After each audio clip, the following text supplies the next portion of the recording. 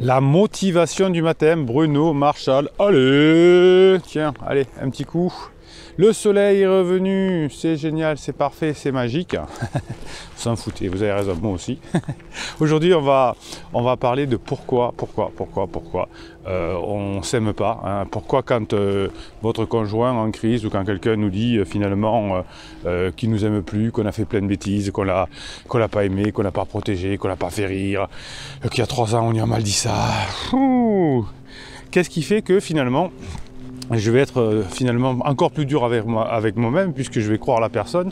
Bon alors si vous êtes des pirates, vous avez compris effectivement que vous n'êtes que projecteur de colère hein, et que la crise existentielle par exemple n'a rien à voir avec une crise de couple. Mais bon, au début peut-être vous n'étiez pas encore un pirate, hein, vous avez fait des interdits. Donc pourquoi vous avez été dur avec vous-même ou souvent alors pas directement dans le coaching, mais dans le suivi des coachings, vous savez que vous avez 2 semaines pour m'écrire autant de fois que vous voulez sur WhatsApp. Parfois vous êtes dur avec vous-même, voilà, je sais, j'ai tout raté, j'ai fait des bêtises. Alors tout le monde fait des bêtises, hein. Personne n'est parfait, notamment dans la phase du couple, hein, mais c'est comme ça. Donc l'idée c'est de se dire comment je vais pouvoir m'améliorer.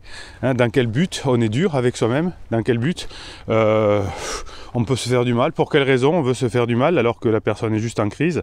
Eh bien on va en parler dans cette motivation du matin. Allez, commencez-moi à me mettre tiens, le pouce en l'air, sinon vous allez vous faire gronder par les pirates expérimentés.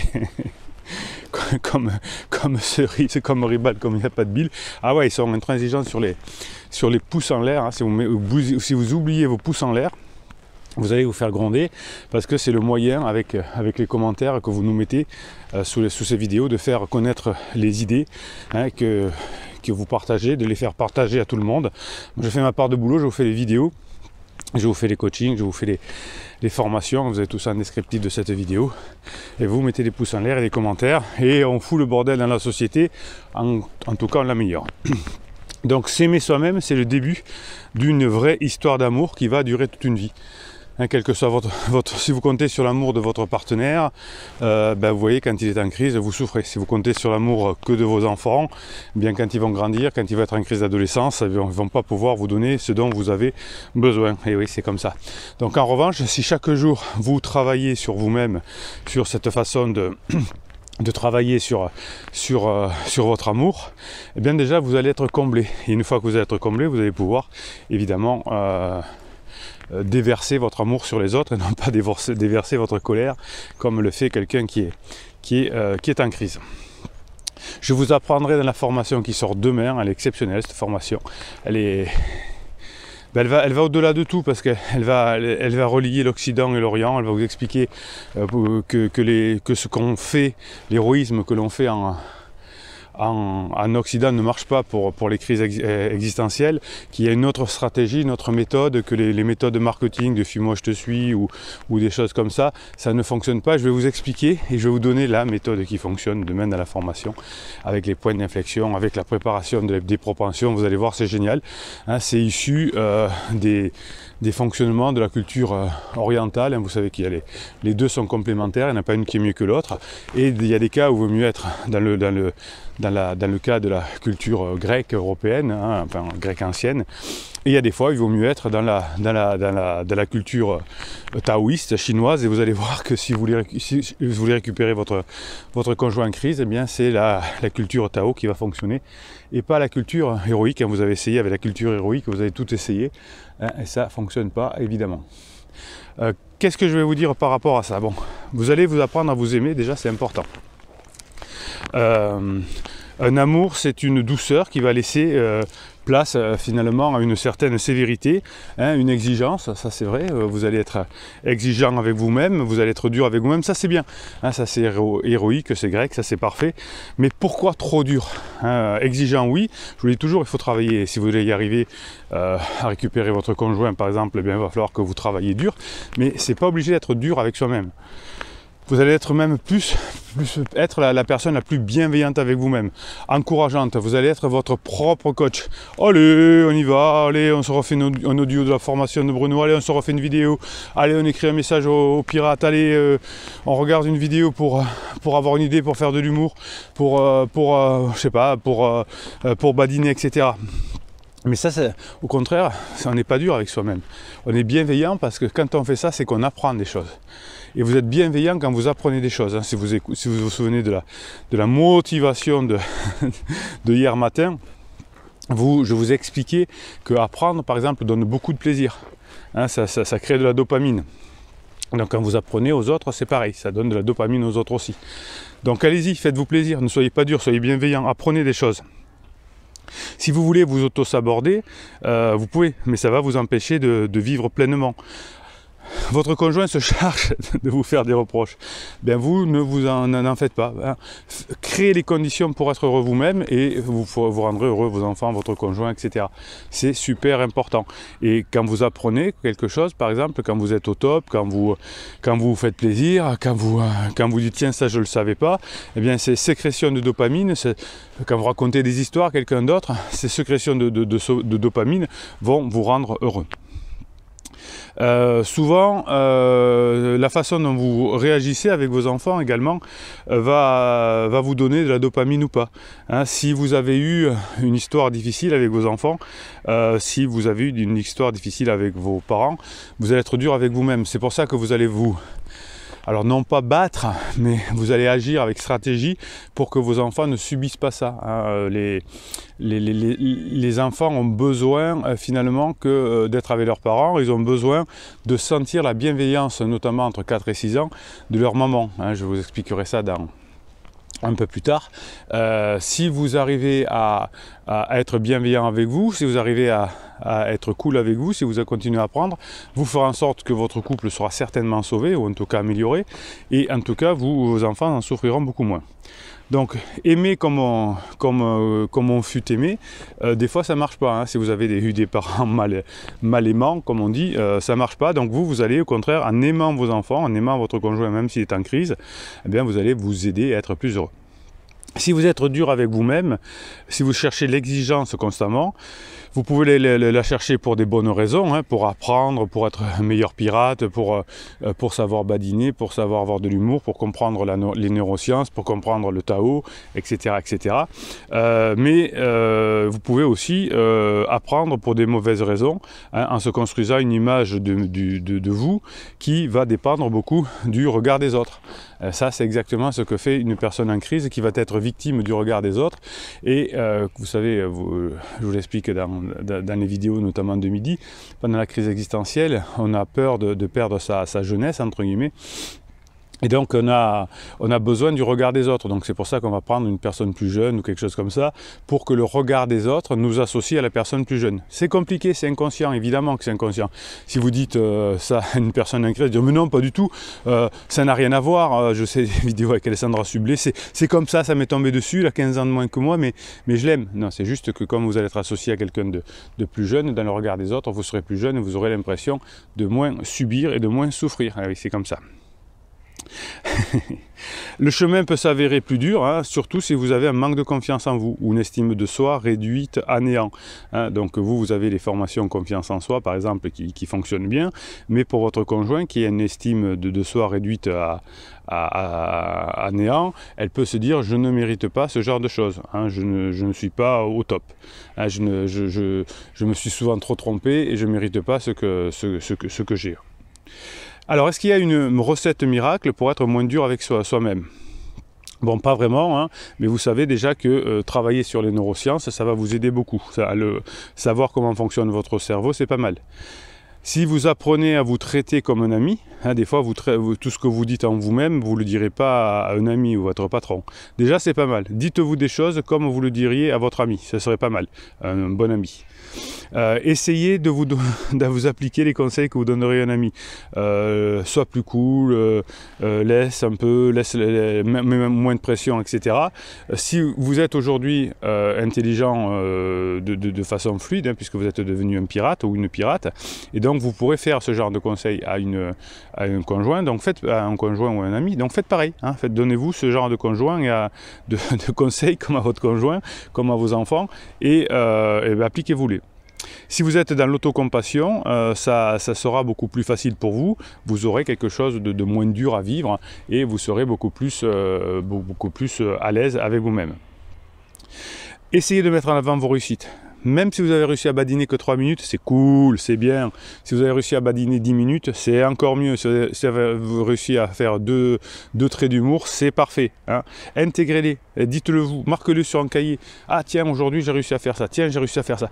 Vous savez, des fois en coaching, on m'appelle, on me dit « Oh Bruno, ça n'a pas beaucoup avancé depuis la dernière fois. » Alors je dis « Bon écoutez, allez, racontez-moi le contexte, où on en est. » Et on s'aperçoit que finalement, la dernière fois, par exemple, la personne, le conjoint en crise ne voulait plus parler ou que par texto, et que là, il recommence à venir déjeuner à la maison ou dîner à la maison. Donc il y a des progrès, mais on ne s'en aperçoit pas. Hein, parce que tous les jours, c'est infime, c'est les petits pas, on ne s'en aperçoit pas. Donc notez-le et revenez en arrière. Hein. Notez surtout ce que vous avez fait de positif, ça vous aidera.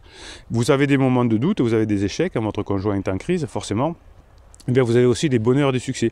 Vous avez appris des choses, vous avez avancé, vous avez découvert le Tao, comme dans la formation de mercredi, vous avez découvert les neurosciences. Eh bien, tout ça, même s'il y a des doutes et des échecs, il y a aussi des bons moments. Eh bien, notez-les. Hein. Vous avez vu quelque chose, appris quelque chose que vous ne connaissiez pas, vous ne saviez même pas que ça existait, eh bien, c'est génial. Donc, si vous êtes bienveillant avec vous-même, vous accepterez finalement un juste milieu.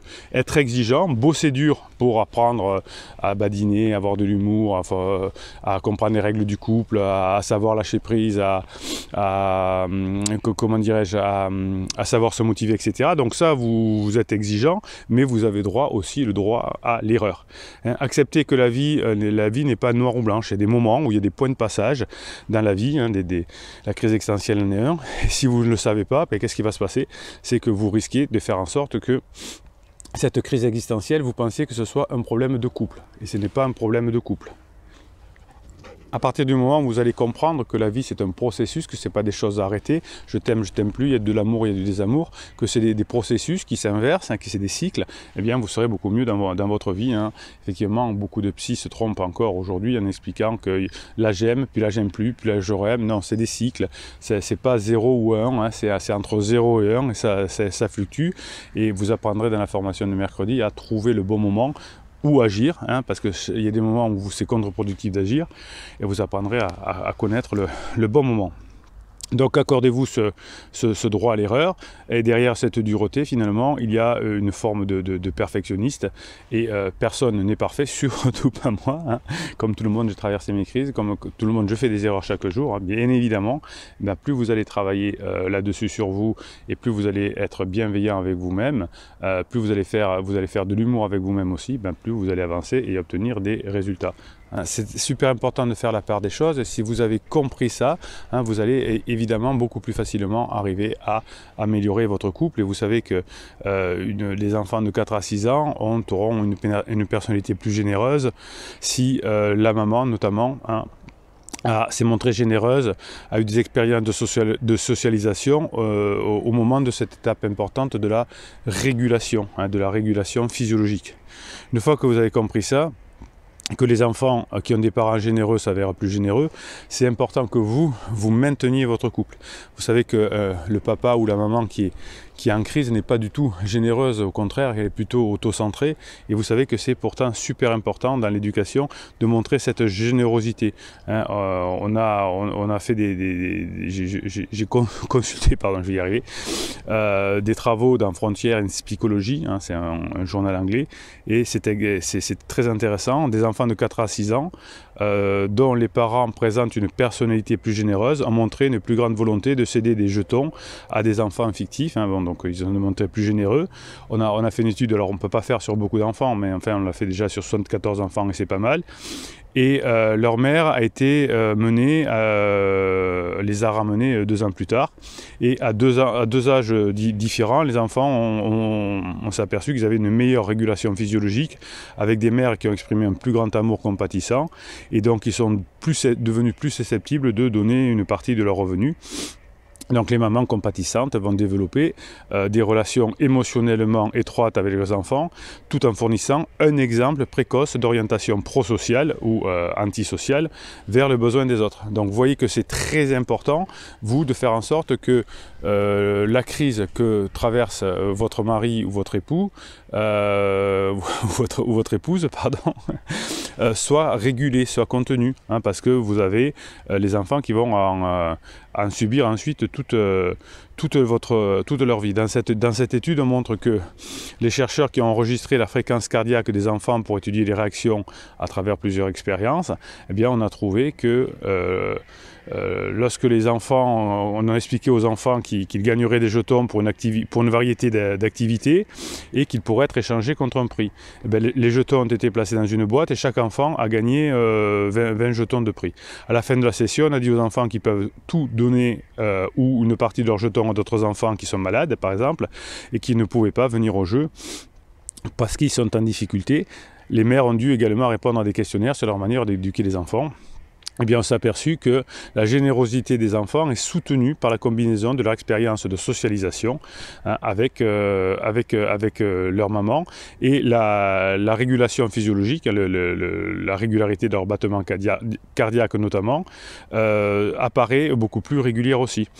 Donc on s'est aperçu, bon voilà, on l'a remontré, que des soutiens internes et externes pour la capacité d'agir de manière prosociale sur l'un et sur l'autre est très importante.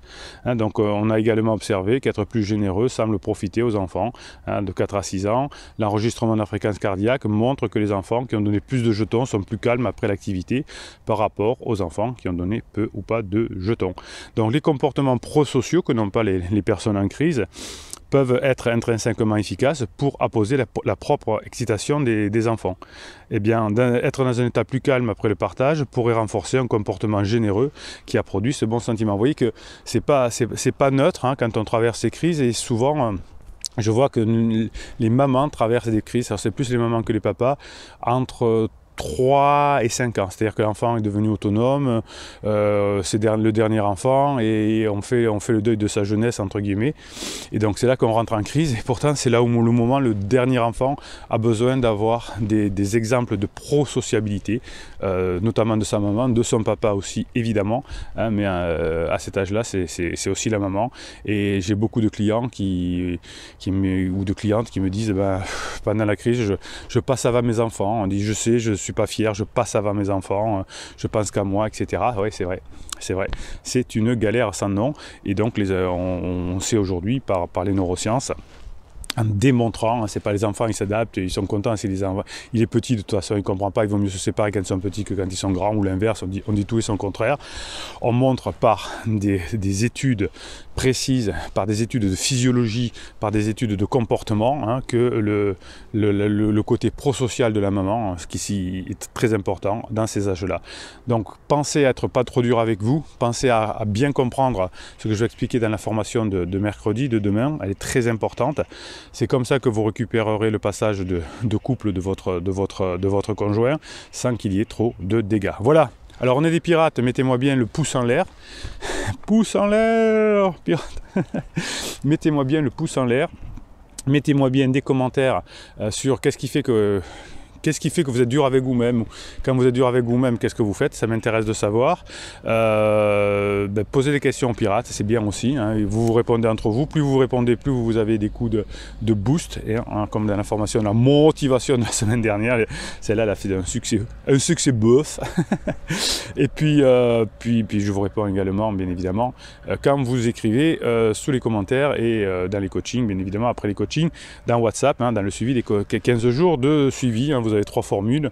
La formule simple, vous avez juste le suivi. Vous avez la formule avec un entretien de débriefing au bout de 15 jours. Et vous avez la formule avec l'entretien de débriefing, les 15 jours et une formation offerte de votre choix. Voilà, vous avez les trois formules. Vous allez pouvoir fureter à l'intérieur. Et Bruno Marchal, il vous dit à très bientôt.